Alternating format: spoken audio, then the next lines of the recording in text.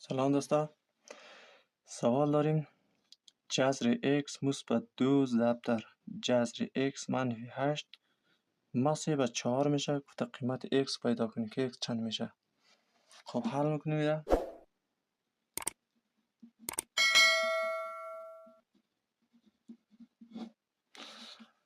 خب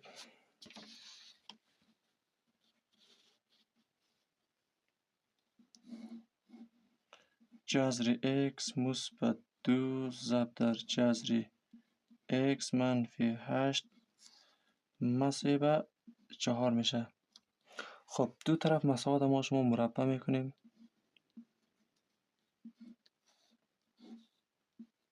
خب مربع با درجه جذر اختصار.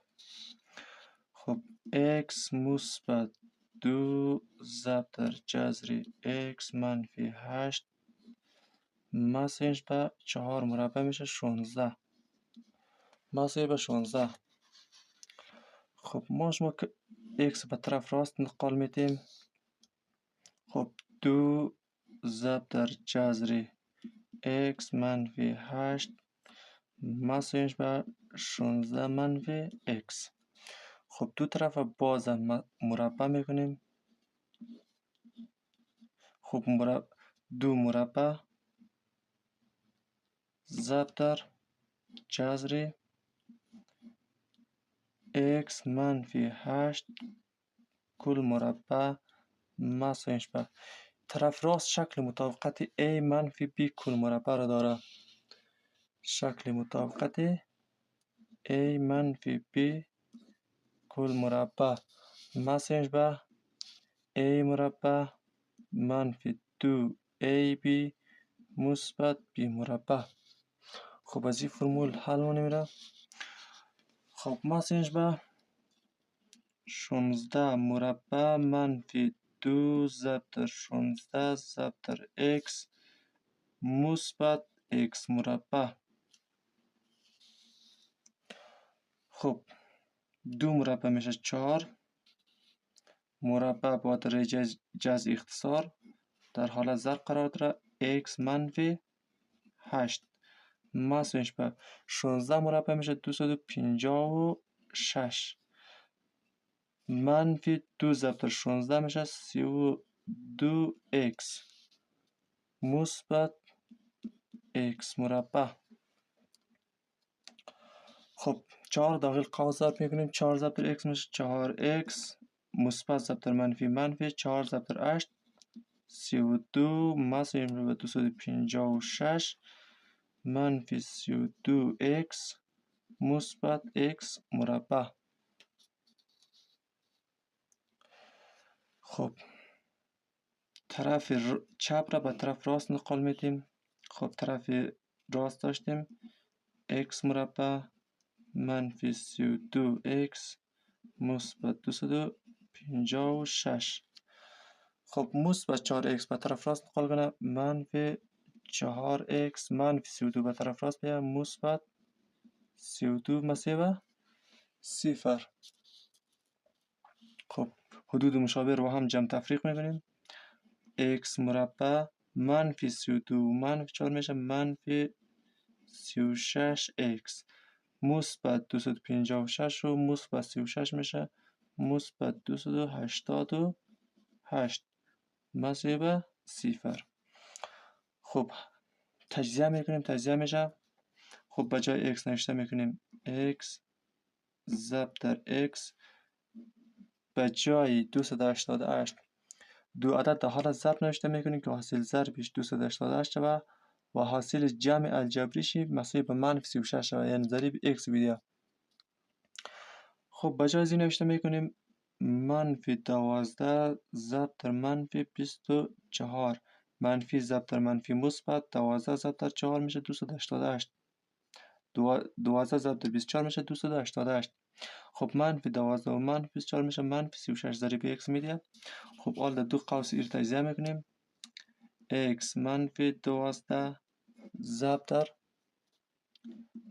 x منفی 24 مساوی به 0.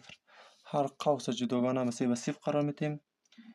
x منفی 12 مساوی به 0 معلوم یک طرف مجهول یک طرف x مساوی به مثبت 12 قوس دوم x منفی 24 مساوی به 0 معلوم یک طرف مجهول یک طرف x مساوی به مثبت 24. خب دو حل پیدا کرد.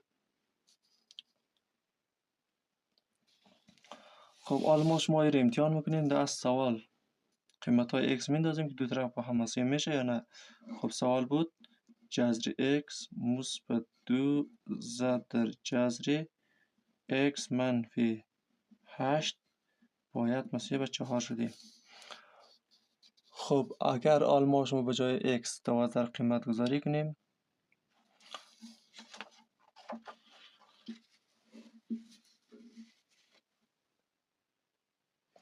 خب به جای x 12 قیمت گذاری میکنیم میشه جذر 12 مثبت 2 ضرب در جذر 12 منفی 8 باید مساوی به 4 شود.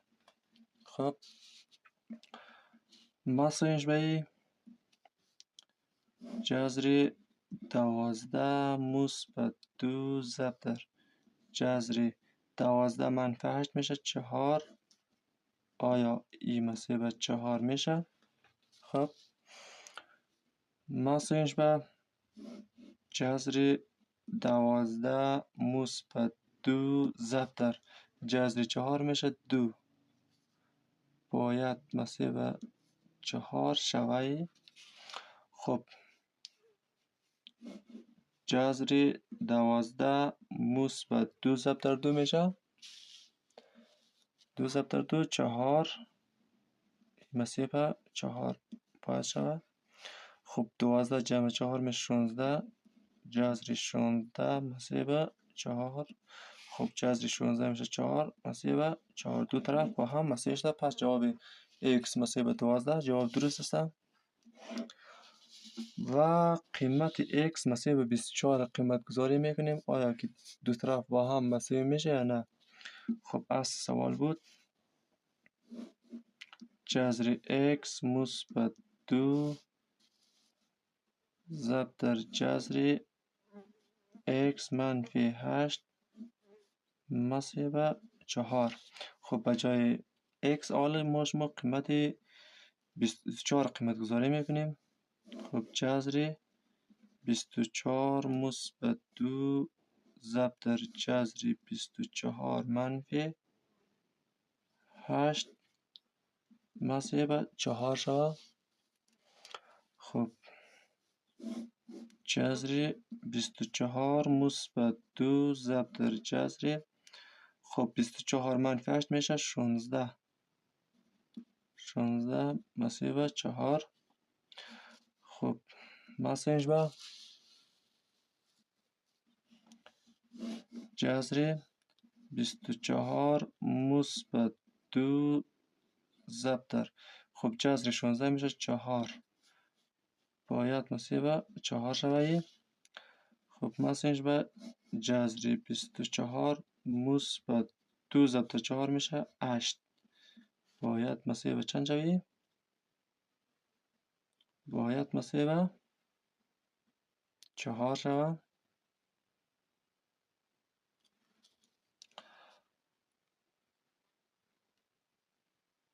خب مساویش به خب جذر 24 مثبت 8 میشه جذر 32